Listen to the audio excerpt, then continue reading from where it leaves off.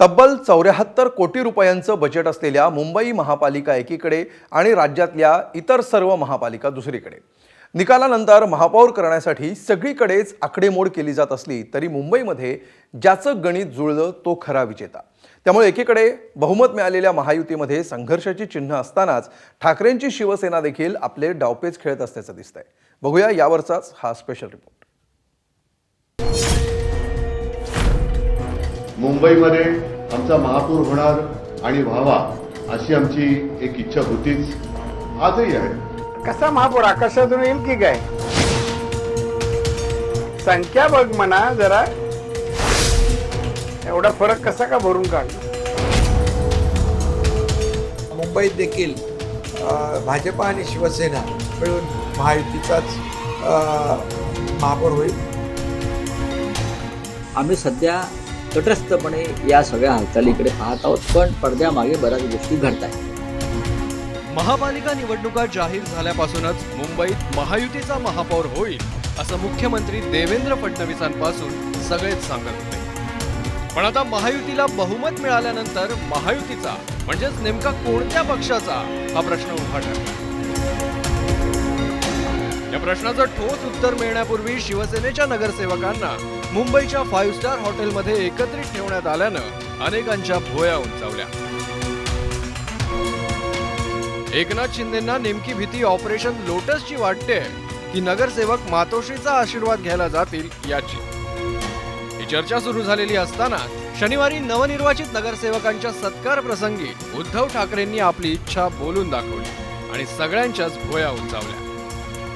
ठाकरे सेनेचे खासदार संजय राऊत यांनी रविवारी उद्धव ठाकरेंचीच री ओढत महायुतीच्या मनात शंका उत्पन्न करण्याचा प्रयत्न केला. मुंबईचा महापौर शिवसेनेचा किंवा ठाकरे बंधूंचा व्हावा यापेक्षा भाजपचा होऊ नये ही सगळ्यांची भावना आहे. आणि देवाची इच्छा असेल तर शिवसेनेचा महापौर बसू शकतो. राऊत एवढ्यावरच थांबले नाहीत. हॉटेलमध्ये ठेवून काही होणार नाही, संदेश द्यायचे अनेक मार्ग असतात असं सांगत त्यांनी शिंदेंची धाकधूक वाढवण्याची खेळही खेळली. जे नगरसेवक तुमचे आहेत ते मूळचे शिवसेनेचेच आहेत आणि त्यांना सुद्धा मनामध्ये आमच्यापर्यंत जे संदेश येत आहेत त्यांच्या मनामध्ये सुद्धा मराठी अस्मितेची ज्योत किंवा मशाल ही धगधगते आहे.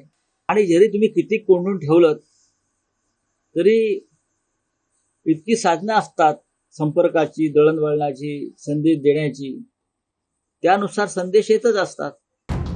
शिवाय शिवसेना नगरसेवक राहत असलेल्या हॉटेलमध्ये आपणही रात्री जेवायला जाणार आहोत असं सांगत राऊतांनी चिमटा काढला.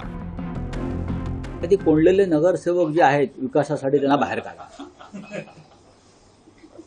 तुमच्याच पक्षाचे, तुमच्या अमित शहांच्या पक्षाचे काय 25 नगरसेवक जे कोंडून ठेवलेले आहेत ताज लँडस्टेड नावाच्या हॉटेलमध्ये बंद करून आणि बाहेर चौकी पहारे बसवलेले आहेत खाजगी, त्यांना आधी बाहेर काढा अशी माझी त्यांना विनंती आहे. आज मी तिथे ताज लँडस्टेडमध्ये आम्ही जेवायला चाललेलो आहोत, तर आमच्यावर संशय घ्यायचे काहीतरी. कसं आहे ना की चाकरी केलेली आहे सिल्वर ओकची आणि भाकरी खाल्ली आहे उद्धव ठाकरे मातोश्रीची, आणि आता दोन्ही गोष्टी संपलेल्या आहेत. कारण ते ज्यांच्या बरोबर आहेत त्या सर्व पक्षांना, म्हणजे उभाठा असेल, मनसे असेल, शरदचंद्र पवार गट असेल, सगळ्यांना खड्ड्यात टाकून झालेलं आहे. मला शिंदे साहेबांकडे घेऊन चला जेणेकरून मला परत काहीतरी माझं भविष्य थोडंसं सिक्युअर होईल, म्हणून कदाचित ते येत असेल असं आम्हाला वाटतंय. आता ठाकरेंचे नेते अशा पुढ्या सोडत असताना भाजपला मिरच्या झोंबल्या नसतील तर नवल. ठाकरेंचे अव्वल टीकाकार खासदार नारायण राणे यांनी उद्धव ठाकरेंची खिल्ली उडवली. आता देवावर हे झालं काय, विसंबून राहिलं. हा, देवाला हात जोडले ना आतापर्यंत काही देवासाठी. कसा महापौर आकाशातून येईल की काय? संख्या बघ म्हणा जरा, एवढा फरक कसा का भरून काढणार? त्यामुळे उद्धव ठाकरे आता डिप्रेशन मध्ये गेलेला आहे आणि त्यामुळे तो जे बोलतोय ते वास्तव नाही आहे. एकीकडे ठाकरेंच्या शिवसेनेची इच्छा अजून जिवंत असताना उपमुख्यमंत्री शिंदेंनाही आपला महापौर बसवण्याचे वेध लागल्याचं बोललं जात आहे.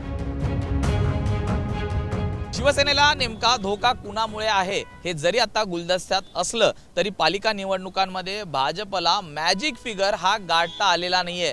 याच जोरावरती जर आपण पाहिलं तर एकनाथ शिंदे यांचं पारडं हे सध्या जड आहे आणि त्यामुळेच ते दुविधा मनस्थितीत सापडल्याचं आपल्याला पाहायला मिळतं. एकनाथ शिंदे हे एकीकडे त्यांना नगरसेवक फुटीचा धोका आहे, तर दुसरीकडे जी राजकीय परिस्थिती उद्भवलेली आहे त्यामुळे संधी साधण्याचे अशी दुविधा मनस्थिती एकनाथ शिंदेची झालेली आहे. त्यामुळे एकीकडे महापौर पद हे द्यावं आणि त्याचबरोबर किंवा स्थायी समिती आणि इतर समित्यांमध्ये आपलं प्रतिनिधित्व असावं अशी मागणी कुठेतरी आता एकनाथ शिंदे यांच्याकडनं जोर धरू लागली आहे.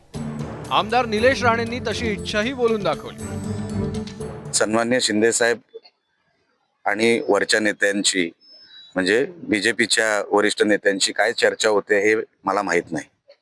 मी आज सिंधुदुर्गात आहे, मुंबईत जाणार आहे आणि शिंदे साहेब आणि आमचे सगळे वरिष्ठ नेते आणि भारतीय जनता पक्षाचे सगळे वरिष्ठ नेते काय फॉर्म्युला ठरवत आहेत त्या चर्चेमध्ये मी नाही.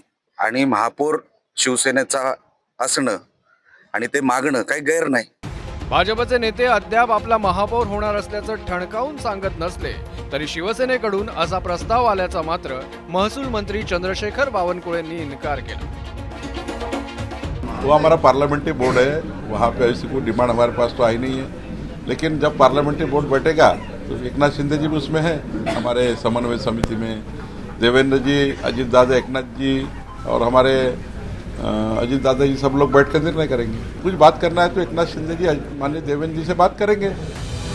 मुंबई ही देशातली सर्वात श्रीमंत महापालिका असली तरी शहराच्या समस्या तशाच आहेत. जागोजागी सुरू असलेली विकास कामं, धारावीचा अत्यंत महत्वाकांक्षी गृहनिर्माण प्रकल्प या सगळ्यात मुंबईकरांचं जगणं अधिक सुलभ होणं आवश्यक आहे. त्यामुळे प्रशासकीय राजवट हटल्यानंतर शहराचे लगाम सक्षम व्यक्तीच्या हाती असणं महत्वाचं आहे. सत्तेच्या या साठमारीत मुंबईकरांना दिलेल्या आश्वासनांचा नेते मंडळींना विसर पडणार नाही हीच अपेक्षा.